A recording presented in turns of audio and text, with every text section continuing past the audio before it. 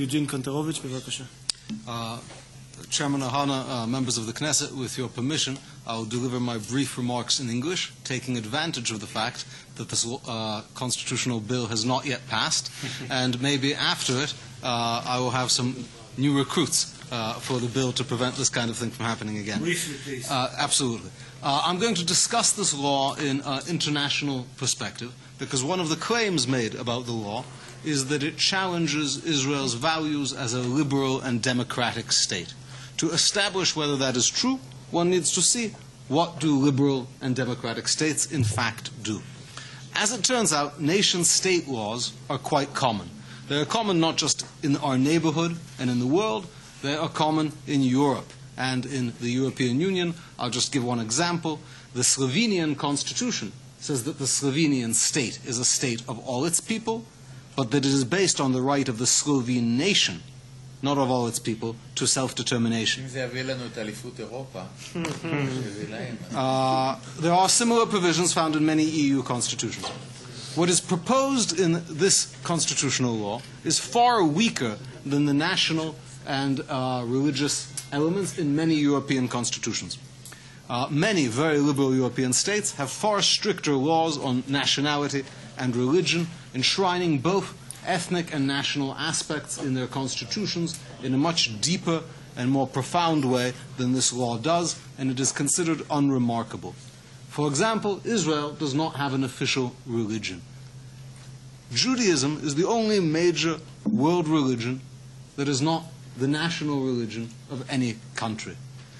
Consider the countries that have their majority religion, not their only religion, their majority religion, constitutionally determined to be the official religion: the United Kingdom with the Anglican Church, Malta with the Catholic Church, Monaco, Armenia, Liechtenstein, Denmark, Norway, and many more examples just in Europe.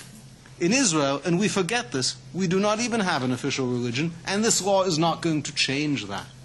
We will still not have an official religion. In other words, it is far, far milder and more liberal than even the constitutional arrangements of some of the most liberal countries. So Israel is unusual in that despite it is being the world's only Jewish country, Judaism is not the official language.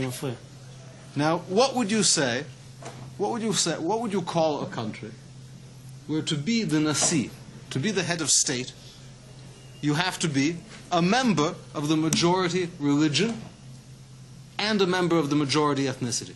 What would you call that? Would you call it democratic? I would call it Denmark. I would call it Britain.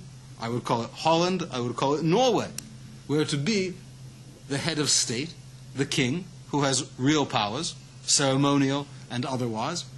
In the case of Denmark, for example, to be the king of Denmark. You can't be just anyone.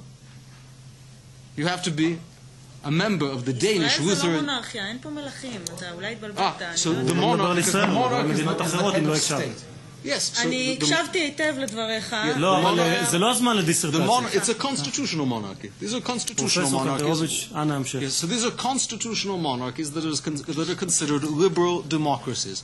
Despite that, to be the head of state who has real parliamentary plus symbolic powers, in the case of Norway, for example, you have to be a member of the Danish Lutheran Church and a direct descendant of King Christian X, who was not, by the way, who is Danish. So if you're a Jew, if you're an Arab, it's not going to happen because you would not be a descendant of Christian X. Nothing in this law changes this, excuse me please, but it shows how dishonest it is to criticize the law based on proposed liberal values. Now let's turn to the more controversial, the particular controversial aspect of language. But you like these provisions in the Danish constitution? Do I like them? I think they... I mean, you speak about them as in a positive attitude? It's a good question. The fact that it exists doesn't mean that it's good, but it means it is not incompatible with liberalism, democracy, or respect for minority rights, which is not something anyone has ever accused Denmark of. And I believe in the case of Denmark, for example, it is... So, do you have other examples in the Danish constitution that discriminate against minority groups? Yes. For example, all the ones I mentioned. For example, the king or queen of the United Kingdom does not only have to be a member... You speak about Denmark as one example. Yes. So there is this provision about, being the king. So let me discuss now the language provisions.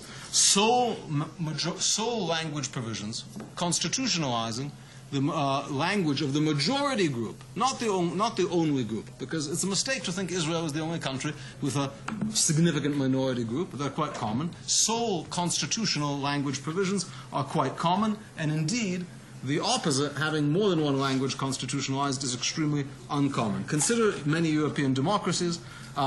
This is to say nothing of countries where there is an official and unofficial language that is one language, like the United States.